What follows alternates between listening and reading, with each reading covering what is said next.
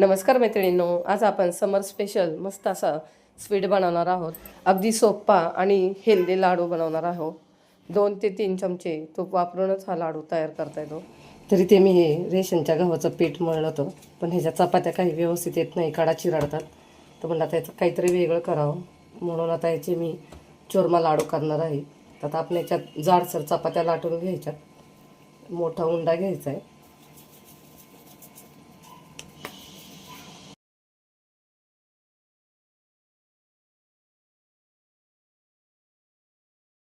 तर हे अशा पद्धतीने मी या जाड चपात्या लाटून घेतली. आता इथे तवा गरम झालाय. मध्यम आचेवर तवा गरम करून घ्यायचा, जास्त गरम नाही होऊन द्यायचा. आणि आता याला थोडंसं तूप लावायचं आणि मध्यम आचेवरच छान खरपूस चपाती तूप लावून भाजून घ्यायची दोन्ही बाजूनी.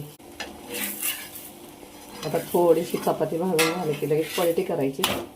गॅसची फ्लेम मध्यम ठेवूनच आपल्याला ही छान अशी खरपूस भाजून घ्यायची. कढईने तूप सोडायचं म्हणजे छान कढाई छान खरपूस भाजला जातो. अशा पद्धतीने उलटनं चपातीवर सर्व बाजूने दाबत दाबत फिरवत चपाती छान खरपूस भाजून घ्यायची. तर इथे दोन्ही बाजूनी चपाती छान खरपूस भाजली आहे. आता ही काढून घेऊयात. तर अशाच पद्धतीने सर्व चपात्या तूप लावून खरपूस भाजून घ्यायच्यात.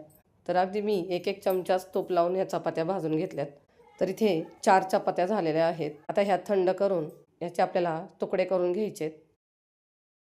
तर इथे ह्या आधीच्या चपात्या थंड झाल्यात, त्याचे मी तुकडे करून घेते. तर अशा पद्धतीने छोटे छोटे तुकडे करून घ्यायचे. आणि इथे सर्व चपातीचे तुकडे करून झालेले आहेत. आणि आता हे आपल्याला मिक्सरच्या भांड्यात टाकून छान असं हे रवाळ वाटून घ्यायचं आहे. अगदी बारीक रवा असतो त्या पद्धतीने आपल्याला ही चपाती वाटून घ्यायची आहे. तर इथे ही चपाती छान अशी रवाळ वाटून झाली. तर अशा पद्धतीने आपल्याला ह्या चपात्या वाटून घ्यायच्यात. तर ते पाहू शकता मस्त असं हे रवाळ वाटून झालं आहे. तर अशा पद्धतीचा आपला हा चुरमा तयार करून घ्यायचा आहे. तर इथे सर्व चुरमा माझा तयार झालेला आहे. आता कढई गरम करायला ठेवून त्यामध्ये आपल्याला 1 चमचा तूप टाकायचं. वितळलं की त्यामध्ये अर्धी वाटी सुकं खोबरं टाकायचं आहे. 15 ते 20 काजू, 15 ते 20 बदाम आणि थोडेसे मनुके यातच टाकायचे आणि सर्व आपल्याला मध्यम आचेवर हे परतून घ्यायचंय. गॅस बंद करायचा. हे जास्त करपून नाही द्यायचं, हलकासा रंग येईपर्यंत भाजून घ्यायचं. हे सर्व एका प्लेटमध्ये काढून थंड करून घेऊया. आता त्याच कढईत 1 चमचा खसखस भाजून घ्यायची आहे. तर गॅस बंदच ठेवायचा आहे, कारण कढई गरम आहे. त्या गरम कढईतच ही खसखस छान अशी भाजली जाईल, म्हणजे करपणार सुद्धा नाही. तर इथे पाहू शकता छान हलकी सोनेरी झाली.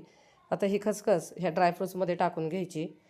आणि आता हे थंड झालं आहे, आपल्याला हे मिक्सरच्या भांड्यात टाकून बारीक वाटून घ्यायचं आहे.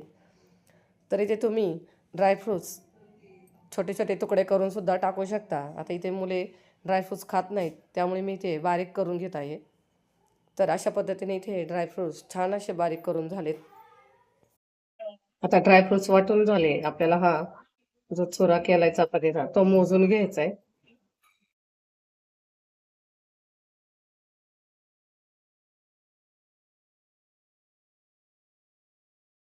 इथे 1 वाटी झाली. तर इथे बरोबर हे 2 वाटे भरलेलं आहे. आता आपल्याला याच्या निम्मा गुळ घ्यायचा आहे. आता इथे चुरमा 2 वाटे भरलाय, तर त्याच्या निम्मे 1 वाटी इथे गुळ घेतलाय. आता गुळ आपल्याला वितळून घ्यायचा आहे. आता कढई गरम करायला ठेवून त्यामध्ये 1 ते 2 चमचे तूप टाकायचंय. आता तूप वितळलं की यामध्ये गुळ टाकून घ्यायचा आहे. आणि आता हा गुळ आपल्याला फक्त वितळून घ्यायचा आहे, याचा पाक वगैरे काही करायचा नाही. तर उलटण्याच्या साहाय्याने हा गुळ व्यवस्थित फोडायचा आणि सतत हलवत वितळून घ्यायचा. तर इथे गुळ छान असा वितळला आहे, तुम्ही पाहू शकता. तर अशा पद्धतीने सतत हलवत गुळ वितळून घेतला आहे. तर इथे सर्व गुळ व्यवस्थित वितळला आहे, यात कोणतेही खडे राहिलेले नाहीत. आणि गॅस बंद केला आहे. आता यामध्ये हा चुरमा टाकून घ्यायचा आहे. आता चुरमा टाकून झाला की कढई खाली घ्यायची आणि उलटण्याच्या साहाय्याने व्यवस्थित पटपट व्यवस्थित मिक्स करून घ्यायचं आहे. आणि आता हे मिक्स करून झालं की यामध्ये वेलची पावडर आणि जायफळ पूड टाकायची. मी वेलची आणि जायफळ एकत्रच वाटून घेतलंय, 2 चमचे घातले. आणि आता ही व्यवस्थित मिक्स करून घ्यायची.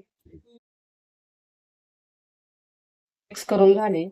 आता हे वाटलेले ड्रायफ्रुट्स आणि खोबरं हे सगळं यामध्ये टाकायचे आणि आता हे छान असं व्यवस्थित मिक्स करून एका दुसऱ्या ताटात काढून घ्यायचंय.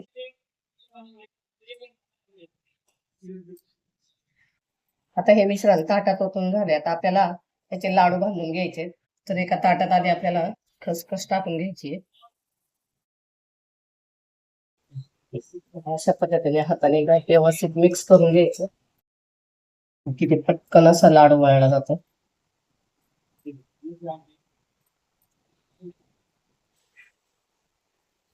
अशा पद्धतीने हा लाडू हातावर गोल गोल फिरवत छान तयार करून घ्यायचा. तर इथे आपला लाडू तयार झाला. आता ह्या तयार लाडूला थोडीशी खसखस लावून घ्यायची. तर अशा पद्धतीने सर्व बाजूने याला खसखस लावून झाली आहे. आता यावर आपल्या आवडीनुसार कोणतेही ड्रायफ्रुट्स लावून घ्यायचे. तर इथे मी पिस्त्याचा काप लावत आहे आणि अशाच पद्धतीने सर्व लाडू तयार करून घ्यायचे. आणि ते आपले तयार झाले खास गूळ आणि चपातीपासून तयार केलेले पौष्टिक असे लाडू. सॉफ्ट, गोड आणि खूप हेल्दी आहेत हे लाडू. तर तुमच्या कुटुंबासाठी हे लाडू एकदा नक्की ट्राय करून पहा.